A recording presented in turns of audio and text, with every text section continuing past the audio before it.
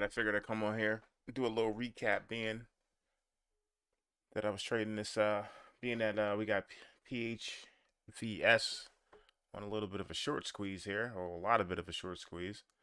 Let's pull that up.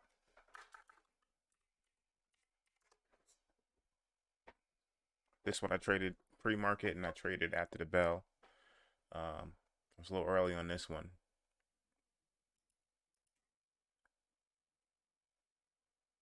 But I'm green on this one on the day, but I wasn't around for this big move. So I'm gonna have to find a way to set alerts or something where I can make sure I don't miss any of these moves. Maybe what I'll do is maybe I'll set alerts for all the top gainers or anything that I traded on the day, pre-market. Maybe I'll have them just get pushed right directly to my phone. I could probably have Webull do that or Thinkorswim do it. I think that's what I'm gonna set up today. When you get momentum like this, you want to be there for it. All right, well, while we're looking at that, let's do a recap here of the trades from earlier.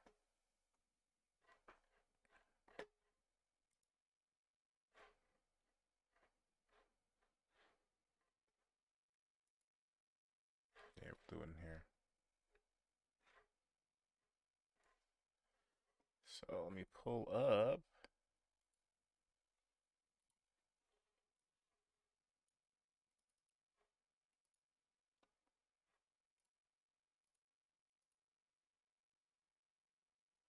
My morning trades.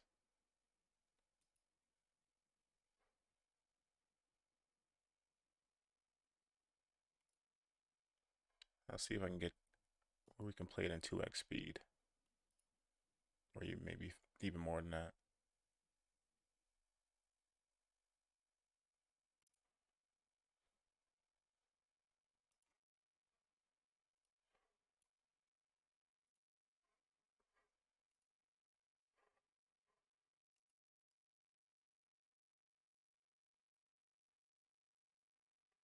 Let's see here.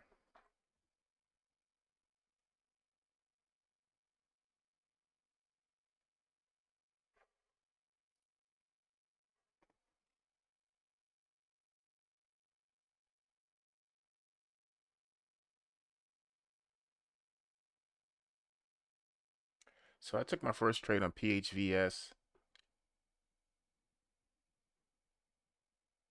8:20 this morning. My highest exit on this one was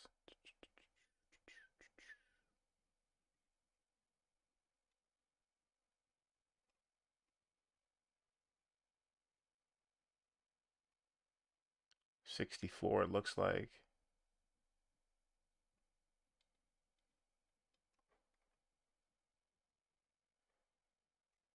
And I also hit Momo. Entries on that one was around 660. Got out 78 at the highest, and 73. I also took a position in SMMT. It's like a small winner, super small. Couple, yeah, it was like 2 or 3 cent winner on that one. So I must have stopped out on the way back through or something. And that was my day. So my recap isn't going to be much. But what we can do is look at PHVS and try to figure out if we can see if we can figure out why this puppy made that move. So let's go to check out FinViz.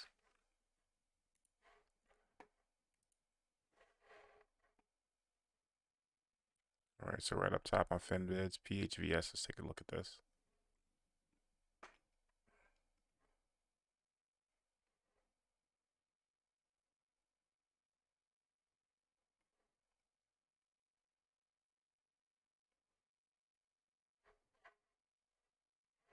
There's good gap fill in here. I haven't seen that in a little whiles now, so that's about 2 or 3 days now. We've had good momentum.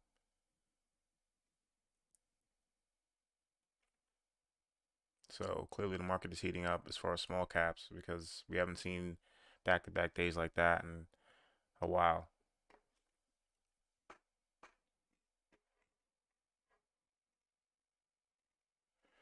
See, most traders for the last few months were just kind of in survival mode. Market's been really slow, really choppy.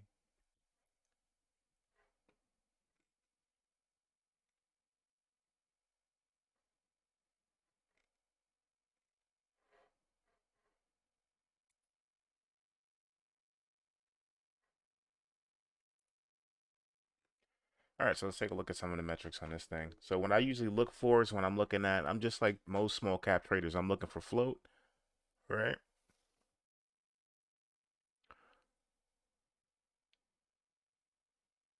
So we have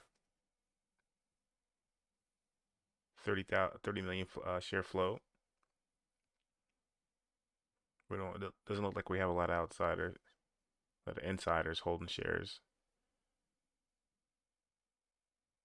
Short interest isn't super high at all. Anything over 10%, 10 to 20% short interest is usually a pretty good, pretty high short float.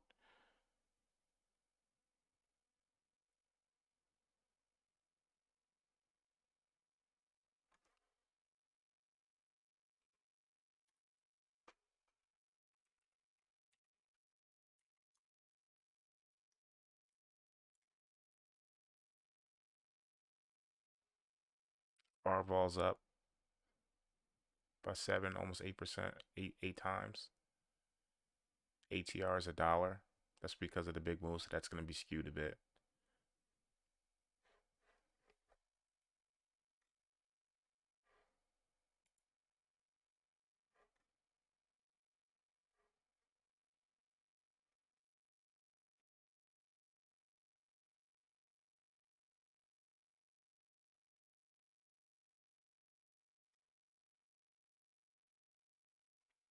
So positive data for some on some type of drug they've been evaluating.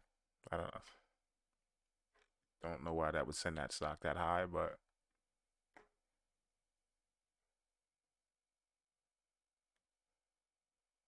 I can't even pronounce this word. More or less know what the hell this is. Hereditary something type of attacks. So I don't know how many people would use this. It doesn't. There's nothing that jumps at me and says, "Hey, this is a catalyst that's going to send this stock 2x, 3x, or at this point 3x."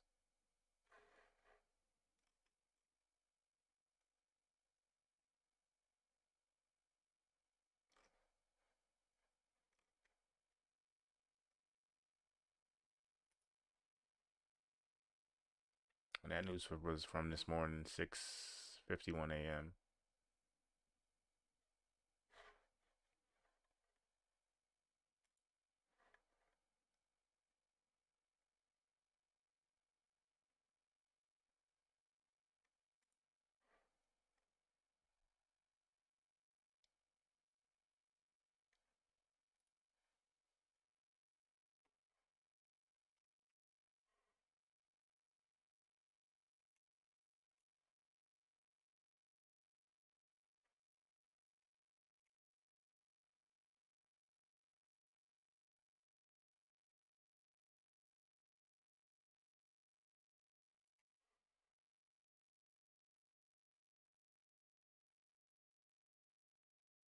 I'm impressed by it though. I got into this almost this sort of gap zone here.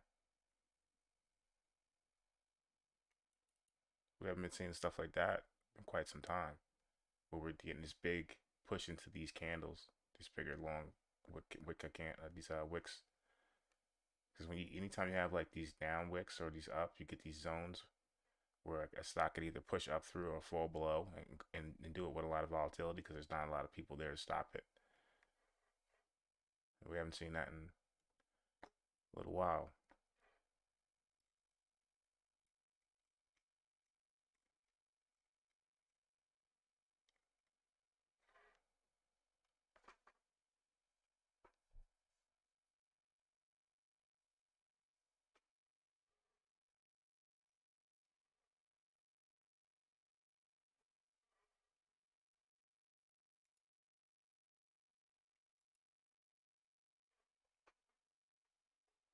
Things pulling back in a little bit. Extension over here on the 30-minute.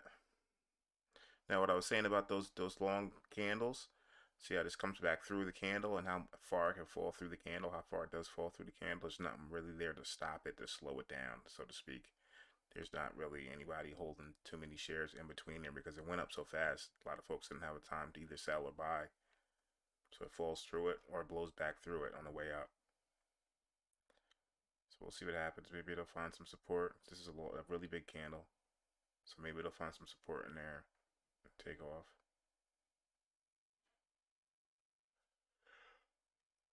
Oh man.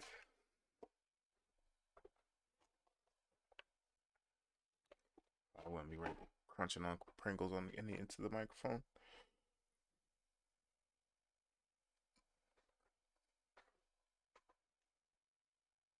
Yeah, I'm not gonna lie, I'm a little tight. I didn't get a chance to trade this, but it is what it is. I'll get one eventually.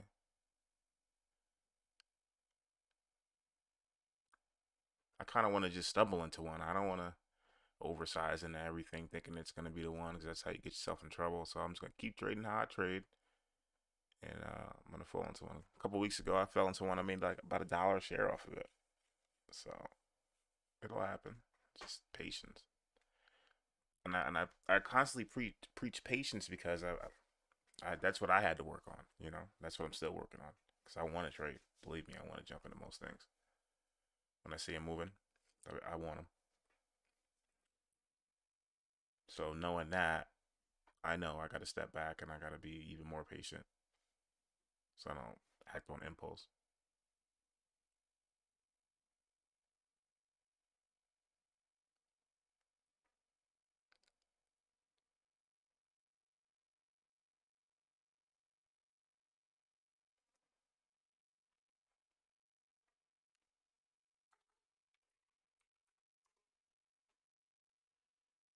Seems to be a theme.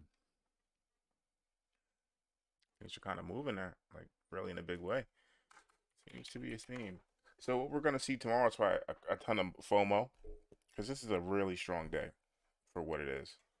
So we're gonna see a lot of FOMO, and I think that's what actually brought this day flying is the FOMO buyers and stuff. So we'll see what happens tomorrow. Maybe that continues into tomorrow. You got to be cautious, and every time you take a trade, trade's risky. You always have to be cautious. There's no time you don't use caution.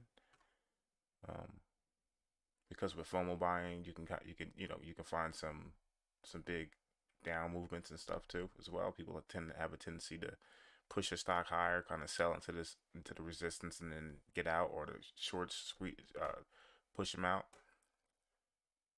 So we got to be careful tomorrow. But you never know. There could be some volatility. It's been a while since I seen a 300% run, like a clean one runner, 300% runner.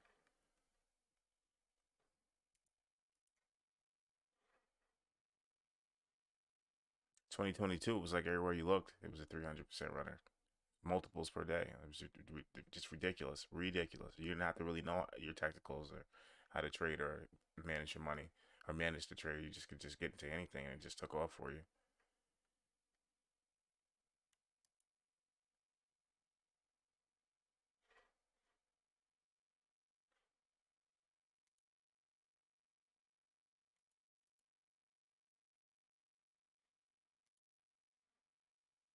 Watch this one.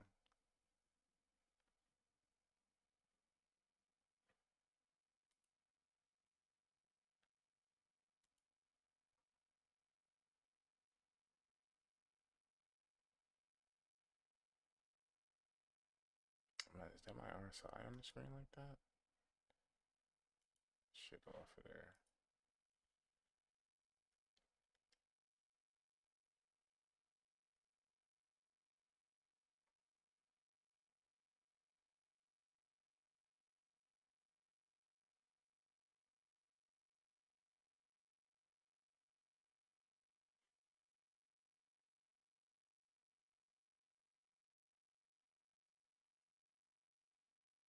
Should be some type of support in this region. If it holds, I'm not to say, but it should slow down in here and potentially pick a direction.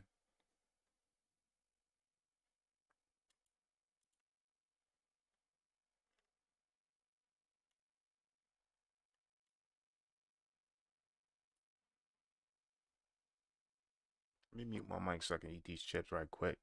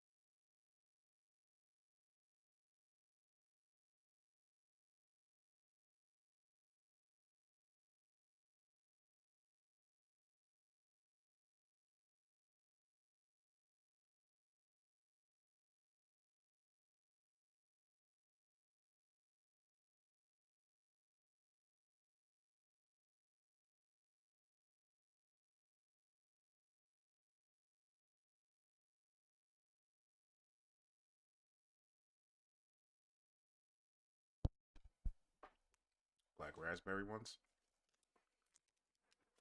Yeah.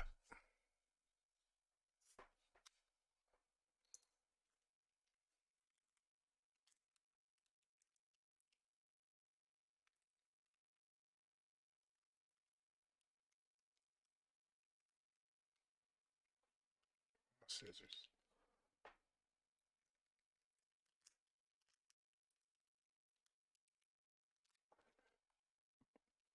Oh, look, rent's up.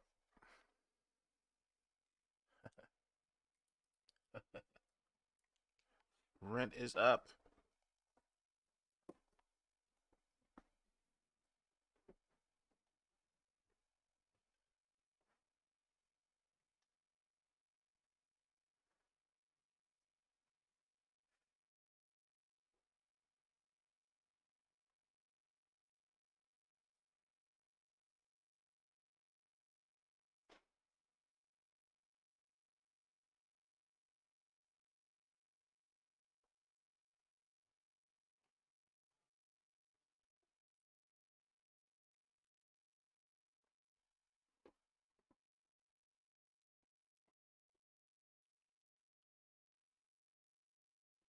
Ah.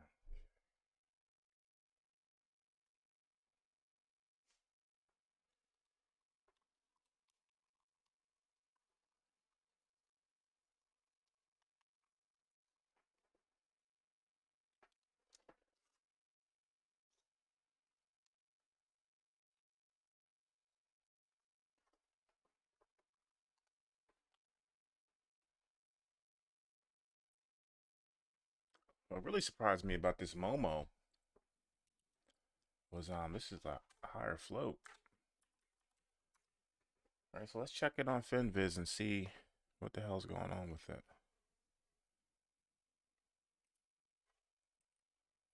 Let's pull it up here.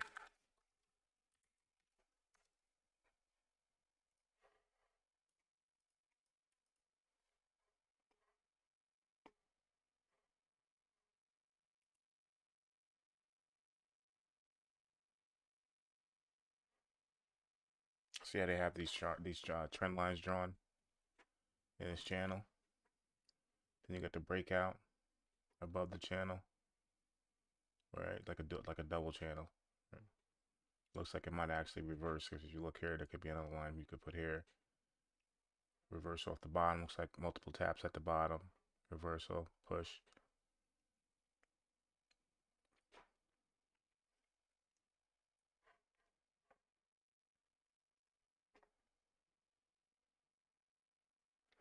Yeah, but the float and the shares outstanding are just like super high. So it's a good move. Well, not super high, but it's a good move for a stock with this float.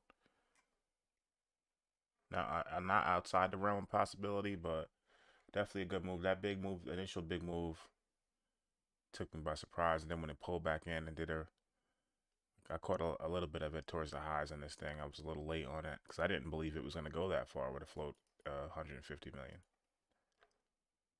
Right, this thing's been dancing under 7. Looks like it's just now breaking 7. It might go back to retest the highs. Who knows? It's done it. It's proved that it could do it. There's no reason why I wouldn't do it. Couldn't do it again.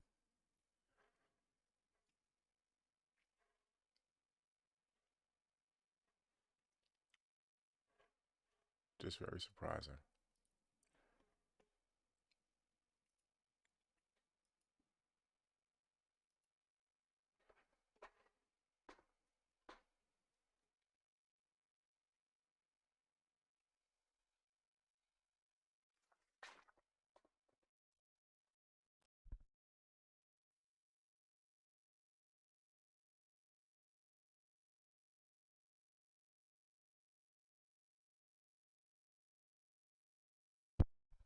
This chair I got squeezed. I gotta buy a new chair.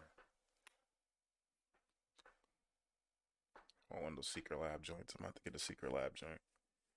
I see all the top YouTubers rocking Secret Lab chairs. I want one of them shits.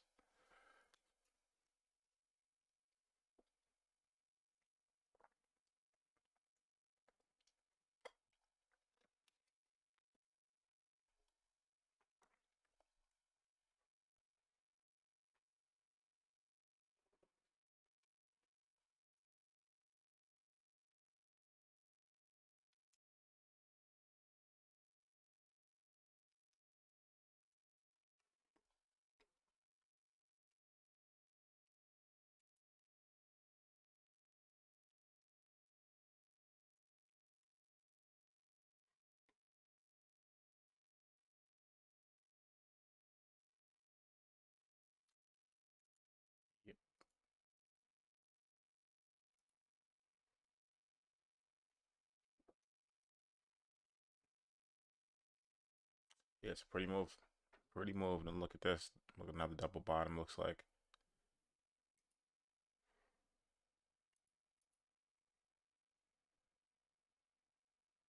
On a double tap at this level, right? At the breakout point. Sort of area here. And tested. We'll see what happens. Starting to get a little perky. See, I'm using a cash account, so I split the cash in my account in a couple in halves and stuff, and I have two different accounts, and I use in each. So I have buying power for every day, and I used up buying power in my second account yesterday, and I used up most of the buying power in my first account today. So I got to wait till tomorrow to be able to take any more trades. But that's how you get around the PDT rule. And it helps you because you can only trade what you put in there.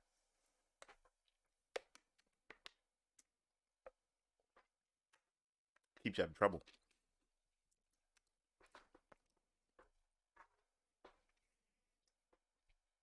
Watermelon raspberry. My girlfriend got these. There's a Fruit Loops one that's dope. Is it Fruity Pebbles? I think it's Fruity Pebbles. That shit is alright. That one is alright.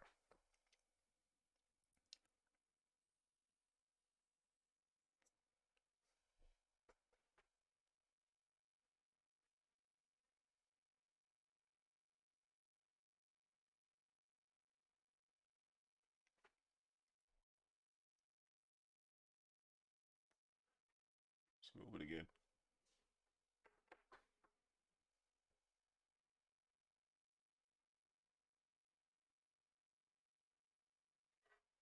It's nice.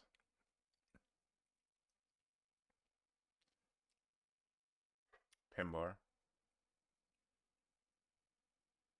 It's on the upward momentum.